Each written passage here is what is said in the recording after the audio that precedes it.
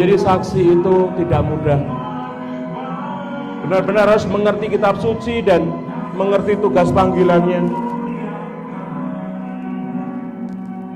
Tidak mencari keuntungan pribadi, namun hidupnya bagaimana bisa menjadi berkat bagi orang lain.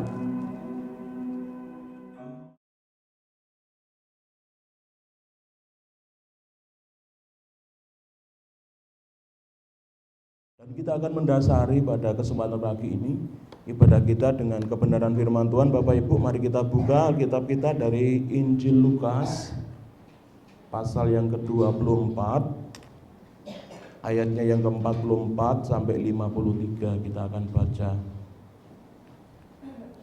Injil Lukas pasal 24 ayat 44 sampai 53.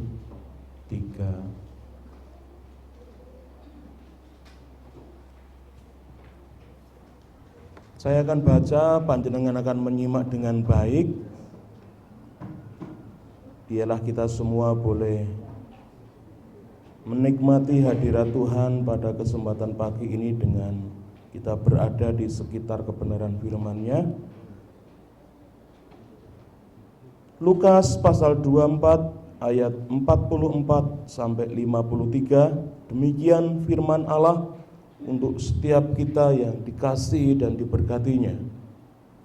Ia berkata kepada mereka, "Inilah perkataanku yang telah kukatakan kepadamu ketika aku masih bersama-sama dengan kamu, yakni bahwa harus digenapi semua yang ada tertulis tentang aku dalam kitab Taurat Musa dan kitab Nabi-Nabi dan kitab Mazmur." Lalu ia membuka pikiran mereka sehingga mereka mengerti kitab suci. Katanya kepada mereka, "Ada tertulis demikian, Mesias harus menderita dan bangkit dari antara orang mati pada hari yang ketiga, dan lagi dalam namanya berita tentang pertobatan dan pengampunan dosa harus disampaikan kepada segala bangsa, mulai dari Yerusalem. Kamu adalah saksi dari semuanya ini, dan aku akan mengirim kepadamu apa yang dijanjikan Bapakku. Tetapi kamu harus tinggal di dalam kota ini sampai kamu diperlengkapi dengan kekuasaan dari tempat tinggi." Lalu Yesus membawa mereka keluar kota sampai dekat Betania. Di situ ia mengangkat tangannya dan memberkati mereka. Dan ketika ia sedang memberkati mereka, ia berpisah dari mereka dan terangkat ke sorga. Mereka sujud menyembah kepadanya. Lalu mereka pulang ke Yerusalem dengan sangat bersukacita. Mereka senantiasa berada di dalam bait Allah dan memuliakan Allah. Amin. Demikian jauh Bapak Ibu pembacaan firman Tuhan untuk boleh kita renungkan pada kesempatan pagi ini. Dan yang berbahagia adalah saya dan panjenengan dan saya yang mau mendengarkan firman ini dan menyimpan dalam hati serta melakukan dalam kehidupan kita. Amin. Ibu bapak yang dikasihi dan diberkati Tuhan, tema untuk menjadi perenungan kita pada kesempatan pagi ini adalah diutus dan diberkati. Saudaraku yang dikasihi Tuhan, kita tahu bahwa sebelum hari kenaikan Tuhan, pasca kebangkitannya dari antara orang mati, kita sudah ngelotok berapa hari Tuhan boleh menampakkan diri kepada para murid. 5 50. Betul? Berapa nih? 40 tuh. 40 hari. Bapak Ibu, tanpa lodang, setiap hari Tuhan selama 40 hari ketemu sama para murid-muridnya. Setiap hari Tuhan berjumpa dengan mereka, menjumpai mereka. 40 hari bukan waktu yang sedikit, Bapak Ibu.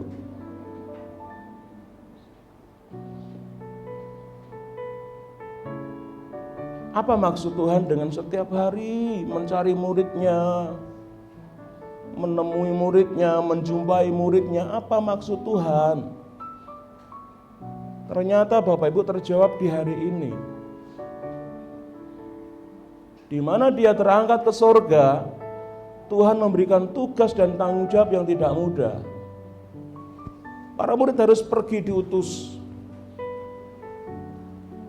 Mereka harus bersaksi tentang keselamatan dan pengampunan dosa di dalam nama Tuhan. Dan untuk tugas yang berat itu Tuhan mengangkat tangannya dan memberkati para murid. Kenapa? Karena tugas ini sangat berat.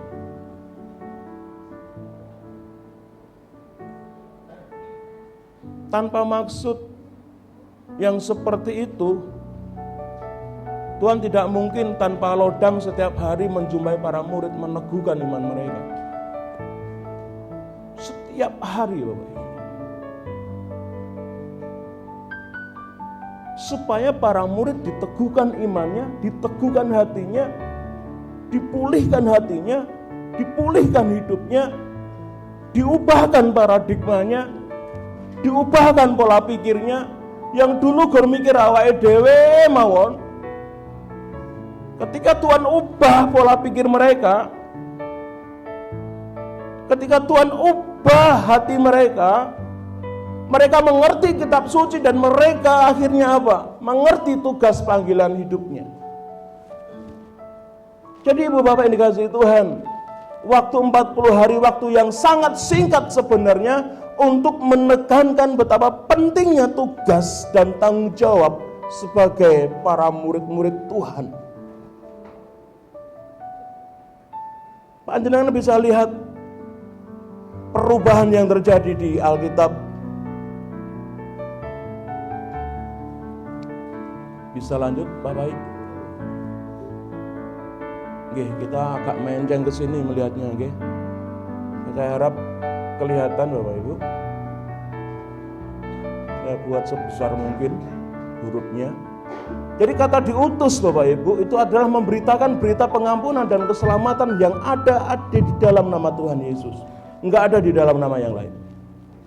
Di beberapa kali PA saya sampaikan, mau ada Kristen progresif, mau ada Kristen apapun yang mengajarkan bahwa keselamatan tidak hanya di dalam Tuhan, ada jalan lain, saya katakan itu tidak benar.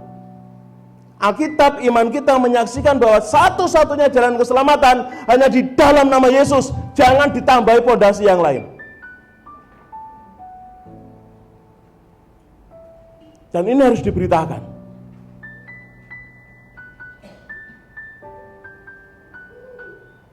Tidak boleh ditambahi pondasi yang lain, Bapak Ibu.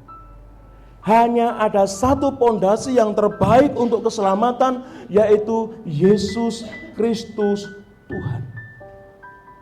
Jelas sekali Tuhan memberikan amanat ini kepada para murid, bahwa di dalam namaku, hanya di dalam namaku ada pengampunan dosa dan keselamatan. Kemudian Bapak Ibu, kalau kita mendengar kata berkat, apa yang jangan pikirkan? Kodok yuyu?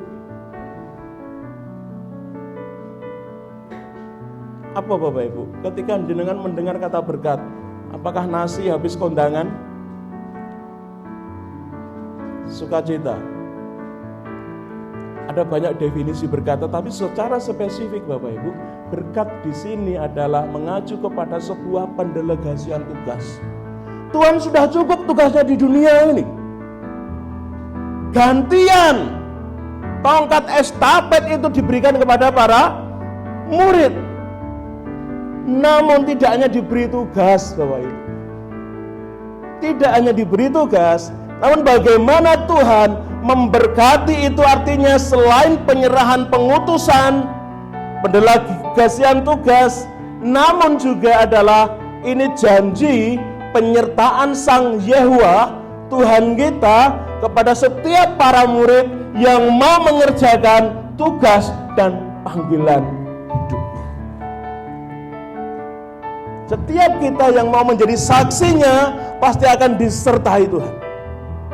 Masalahnya banyak orang Kristen yang kepengen hidupnya menurut karpe dewe tetapi ingin disertai Tuhan. Gak begitu firman Tuhan katakan. Kalau kamu melakukan tugasmu sebagai para murid, yaitu bersaksi, diutus, memberitakan kabar sukacita dan kabar baik ini, maka aku akan menyertai kamu. Cetong ya Pak Bung ya. Sangat jelas kan? Tetapi seringkali banyak orang Kristen bilang bahwa aku ingin disertai Tuhan, tapi hidupnya enggak mau mengikuti pola yang Tuhan sudah berikan kepadanya. Orang Kristen yang hidupnya tidak mau mengikuti pola yang Tuhan berikan, ibaratnya seperti kutuk yang marani sunduk. Bunuh diri, Bapak. Orang Kristen yang hidupnya enggak mau mengikuti pola yang Tuhan berikan, orang Kristen yang hidupnya enggak mau mengikuti instruksi yang Tuhan berikan, hidupnya seperti kutuk marani sambel kemana hidup gitu. Next.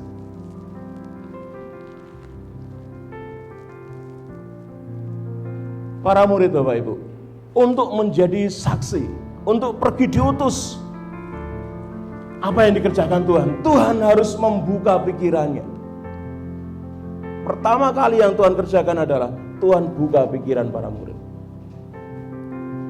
Kenapa dibukakan? Selama ini tertutup, enggak mengerti apa isi dari kitab suci. Ketika Tuhan bekerja, berkarya, membuka pikiran para murid, apa yang terjadi di sana dikatakan firman Allah. Mereka menjadi mengerti kitab suci. Ketika mereka mengerti kitab suci, apa selanjutnya Bapak Ibu? Mereka mengerti tugas panggilan hidupnya. Kalau kita nggak ngerti kitab suci, kita nggak ngerti nih tujuan hidup kita apa. Mungkin seperti para murid yang dulu sebelum dibuka pikirannya, bahwa tujuannya hanya untuk memperkaya diri, tujuannya adalah untuk kepentingannya diri sendiri. Tetapi para murid, ketika mereka dibuka pikirannya, ketika mereka mengerti kitab suci, mereka mengerti tugas panggilannya adalah hidup untuk menjadi berkat bagi orang lain. Titik. Mudah ya. Mau gak mau, kita semua yang notabene adalah murid-murid Tuhan, mau gak mau, kita semua yang katanya adalah orang Kristen, kita memiliki tugas dan tanggung jawab yang sama sampai hari ini. Bagaimana hidup kita bukan untuk diri kita sendiri, namun bagaimana hidup kita bisa boleh menjadi berkat bagi orang lain. Hidup kita menjadi kesaksian bagi orang lain.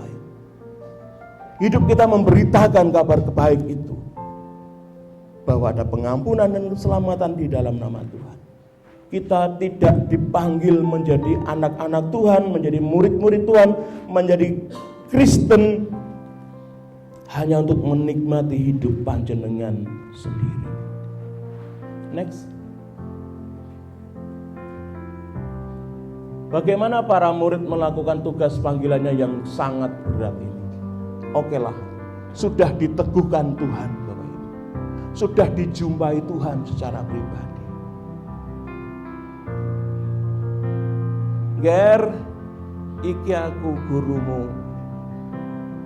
Aku wis tangi saka antarane wong mati. Delengen. Wae aku mangan, aku tak mangan. Delengen iki tanganku sing bolong tipak paku. Para murid sudah diteguhkan sampai seperti itu. Tetapi untuk diutus melakukan tugas yang sangat berat ini, bagaimana mereka mampu melakukannya. Lanjut. Mari Bapak Ibu kita belajar dari para murid. Tugas ini sama untuk saya dan saudara. Tugas ini tidak hanya untuk 1, 2, 3, 4, 5, 6 orang. Semua kita yang ada di tempat ini sama menerima estafet tugas pendelegasian dari Tuhan. Mari kita belajar dengan segala kerendahan hati pagi ini. Belajar dari para murid bagaimana mereka akhirnya mampu untuk bisa menjadi saksi-saksi Tuhan yang luar biasa. Yang pertama adalah mereka mau mengikuti instruksinya Tuhan. Bapak Ibu, apa yang diinstruksikan Tuhan? Coba jangan perhatikan ayat yang ke-49 Bapak Ibu. Ini instruksinya Tuhan ya. Saya baca. Dan aku akan mengirim kepadamu apa yang dijanjikan Bapakku, tetapi kamu harus tinggal di dalam kota ini sampai kamu diperlengkapi dengan kekuasaan dari tempat ini. Tuhan memerintahkan, menginstruksikan supaya para murid tetap tinggal di Yerusalem sampai Roh Kudus diberikan pada mereka. Menunggu sesuatu yang tidak pasti gampang betul. Halo. Dok iya no, mungkin gitu kan. Pikiran waras manusia akan menanyakan, dok tenan no, kita akan dipenuhi Roh Kudus gitu kan. Tetapi para murid Bapak Ibu tidak membantah. Mereka tidak pergi ke kota-kota yang lain, mereka tetap tinggal di Yerusalem sampai nanti hari pencurahan Roh Kudus, mereka dipenuhi oleh kuasa Roh Kudus. Bapak Ibu yang dikasihi Tuhan dan diberkati Tuhan. Tuhan sudah berfirman bahwa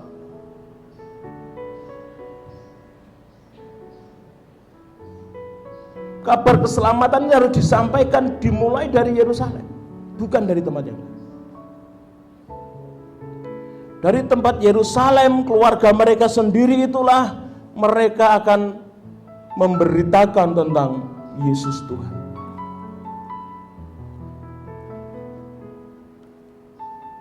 Saya mau sampaikan,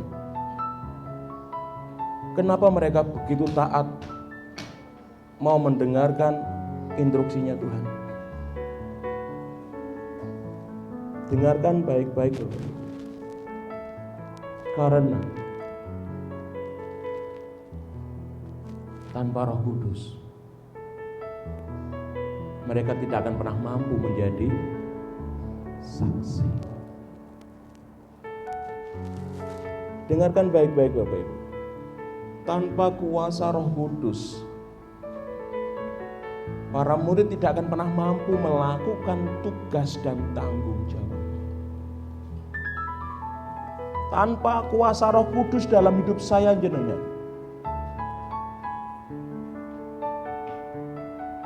kita tidak akan pernah mampu sedikit pun untuk bekerja bagi kemuliaan nama Tuhan, untuk bersaksi tentang Tuhan. Mereka mau mengikuti instruksi-instruksi dari Tuhan dengan taat.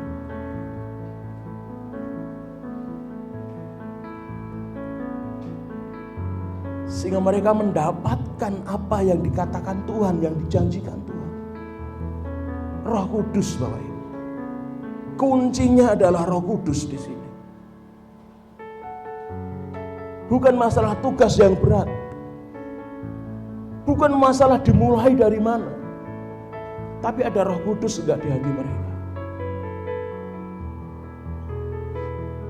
Hidup kita ini tanpa kuasa Roh Kudus, Bapak Ibu, sia-sia. Saya pastikan, Bapak Ibu, bahwa hidup kita tanpa Roh Kudus, tanpa pimpinan Roh Allah ini, hidup saya dan saudara sia-sia. Mau apapun profesi jenengan, mau apapun. Kalau jenengan seorang guru yang nggak punya Roh Kudus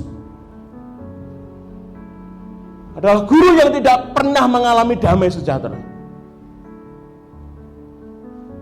Anda sebagai karyawan pun, kalau Anda nggak punya Roh Kudus, Anda nggak akan pernah mengalami sukacita.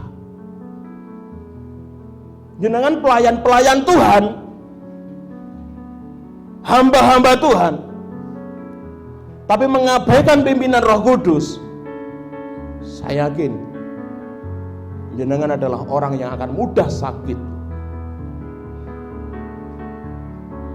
hati. Kecuali sudah punya obat sakit hati.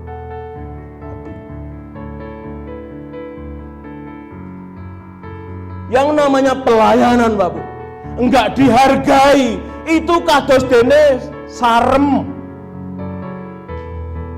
Artinya apa? Bumbu.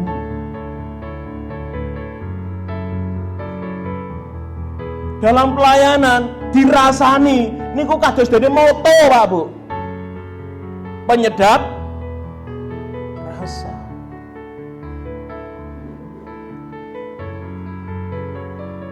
Dalam pelayanan jenengan ora dialem, Mbak Bu. Niku kados dene bayem kalih kunci dan tambah sedep. Jenengan nyayur bening tanpa kunci ya sedep ning kurang sek tek. Tambahi kunci dikit tek ngono. Tetapi kalau kita purian, nesunan, karena nggak ada Roh Kudus dalam hatinya, gampang tersinggung. Orang bakal betah setahun pelayanan, Pak Bu. Mundur alon.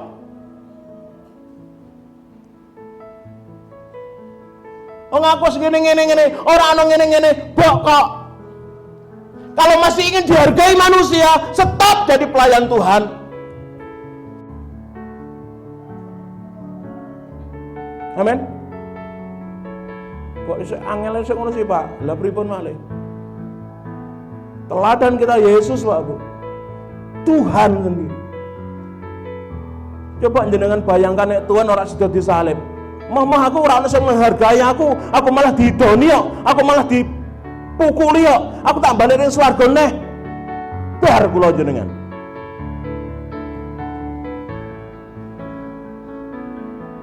Apa kita mau begitu? Pelayanan semangat nih. Wah. Ketika nggak ada yang menghargai. Wis entek-entekan iki tenagane. Entek apa neh? Duite gitu. Entek napa malih? Anten sembuh kok. Aku tak rewangi sik mengkene kok. Tanpa ana sing ngalem aku.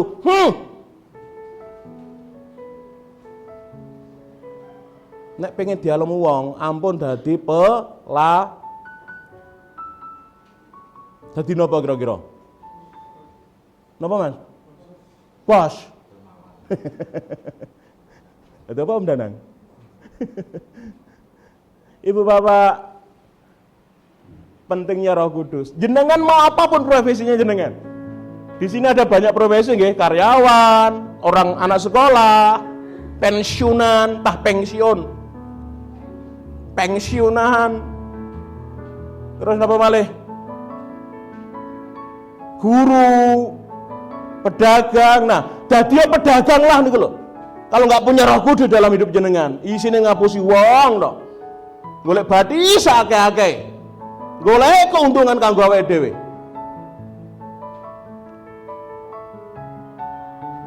Ketika nanti suatu saat tidak sesuai ekspektasinya, mulai marah sama Tuhan.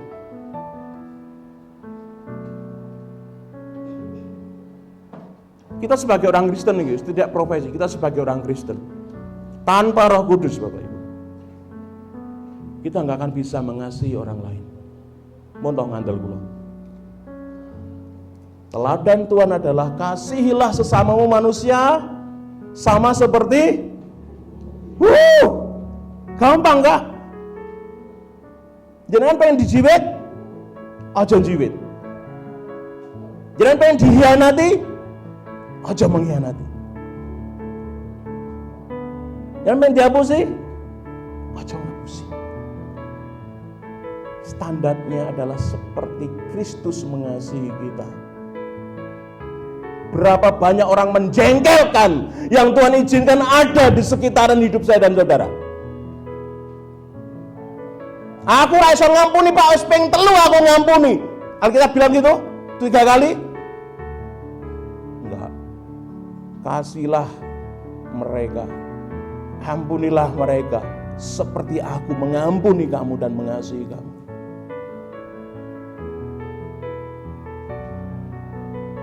Angel Pak, rumangsamu gampang ngampuni kowean. Tuhan bilang kayak gitu. Loro atiku Pak, angel aku ra iso, tapi aku iso mengampuni dan menerima kamu an.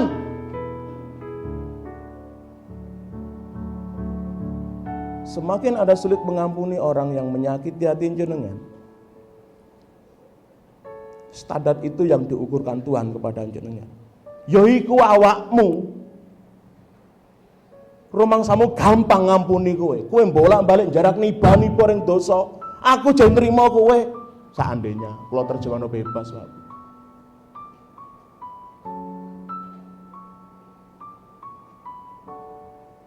Dia terlalu menyakitiku Tuhan. Tuhan, rumangsamu kowe gak nyakiti hatiku an. Yang aku masih membuka tanganku dan menerima kamu apa adanya. Standarnya adalah seperti Kristus mengasihi umatnya, Bapak Ibu. Tanpa Roh Kudus, tanpa instruksinya Tuhan, tanpa mengikuti apa yang diperintahkan Tuhan, nggak bisa jadi saksi. Anane tukaran, anane do bengkerengan, anane do jotaan, dan dunia melihat oh kaya ngono kuwi to, wong napa? Kristen. Tanpa Roh Kudus kita bukan apa-apa dan bukan siapa-siapa. Mau jam 8 ya. Cepat kira. Cepat nomor suwi nih. Suwi apa cepat?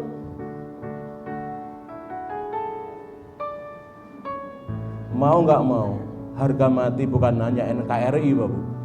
Tapi harga mati adalah kita harus mau mengikuti instruksinya Roh Kudus. Kita harus mengikuti perintahnya Tuhan. Kita harus membutuhkan Tuhan. Next. Yang kedua Bapak Ibu apa? Memilih untuk tetap setia. Ayat 53. Mereka sujud menyembah Tuhan. Prosponeo. Wah bahasanya. Mereka itu sujud Bapak Ibu, sujud sambil memuji-muji Tuhan. Prosponeo itu hanya untuk orang yang paling agung. Dia sujud, wajahnya sampai ke tanah, beletuk-beletuk tok, dan dia mulutnya tidak berhenti mengagung-agungkan Tuhan. Tidak hanya itu, mereka bersuka cita. Tidak seperti waktu Tuhan mau mati itu mereka ketakutan, mereka lari. Tapi ketika Tuhan mau naik ke surga, para murid ini mereka bersuka cita.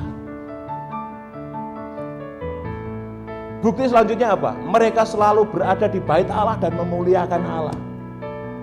Kesetiaannya Tuhan yang Tuhan berikan kepada mereka, mengimpartasikan mereka menjadi murid-murid yang setia kepada Tuhan. Luar biasa gitu Bapak Ibu. Setia itu dari kata pistos, napa? Mentos.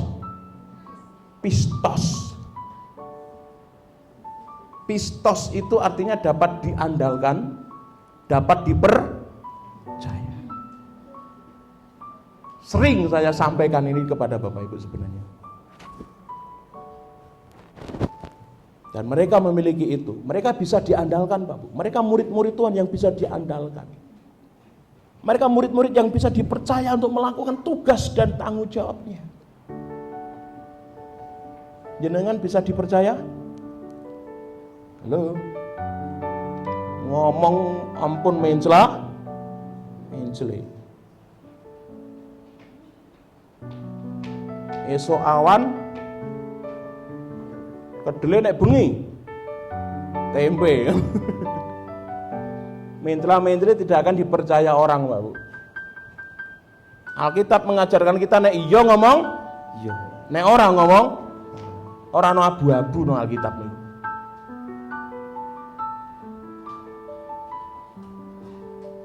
Apakah kita sebagai anak sudah bisa dipercayakan, Mas Sem? Mau bisa dipercaya Bapak Ibu jenengan?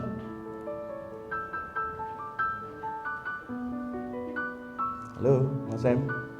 Sangune pinten sangune? SPP ini tahu di anu mboten, tahu sabotase mboten? Oh, bisa dipercaya Pak Romat. Bersyukur punya anak yang bisa diandalkan dan dipercaya. Sinten sing tahu ngedet SPP?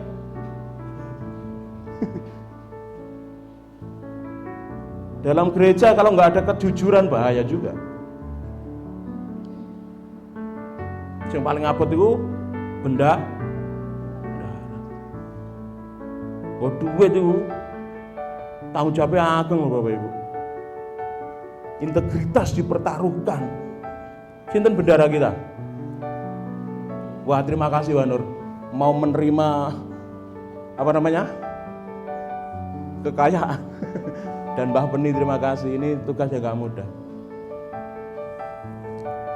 Saya percaya dengan orang-orang yang bisa dipercaya dan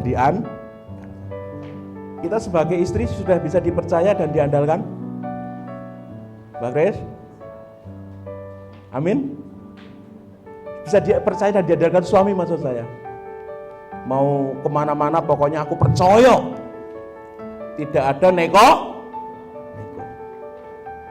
Amin untuk ibu-ibu. Sekarang bapak-bapak bisa dipercaya suami? Suami. Bisa dipercaya istri boten? Nek ijana telepon sing dikunci, bojone ora roh, tanda-tanda rasa dipercaya iki. HP saya teng gledak rino wengi nyoh maneh mau cek dan dicek. Ora apa-apa, ceken. Suami nek angger ning kamar mandi nggo HP tanda tanya ini.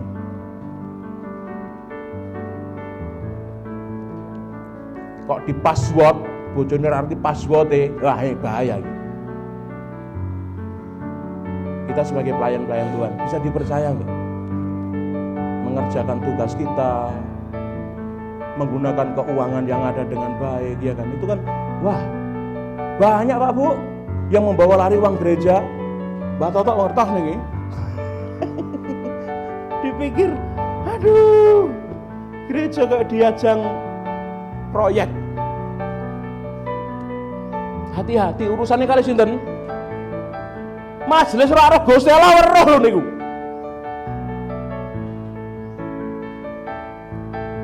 Jadilah murid-murid yang setia. Ini para murid, sehingga mereka dipakai Tuhan dengan luar biasa. Karena mereka yang pertama apa tadi? Naik ke atas Mas. Besok ulangan dari Pak Toto. Karena mereka mau mengikuti instruksinya Tuhan, mereka mau mengikuti perintahnya Tuhan, mereka mau mengikuti apa yang dikatakan Roh Kudus. Mutlak ini bagi orang Kristen butuh yang namanya Roh Kudus. Kalau tidak, ibaratnya tadi seperti kutuk marani suntuk. Hancur kita pasti Bapak.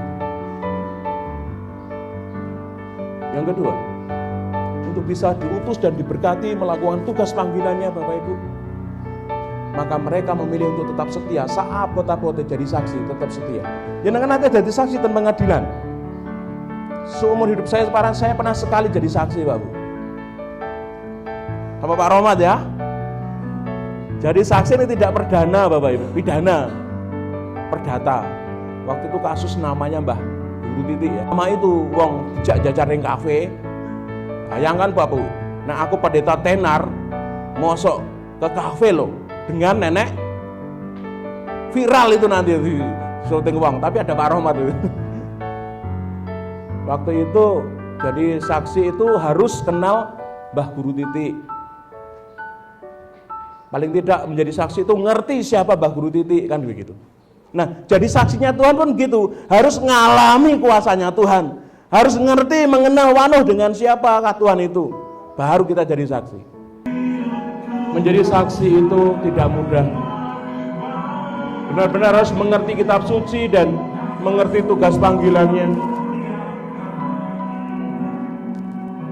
Tidak mencari keuntungan pribadi, namun hidupnya bagaimana bisa menjadi berkat bagi orang lain.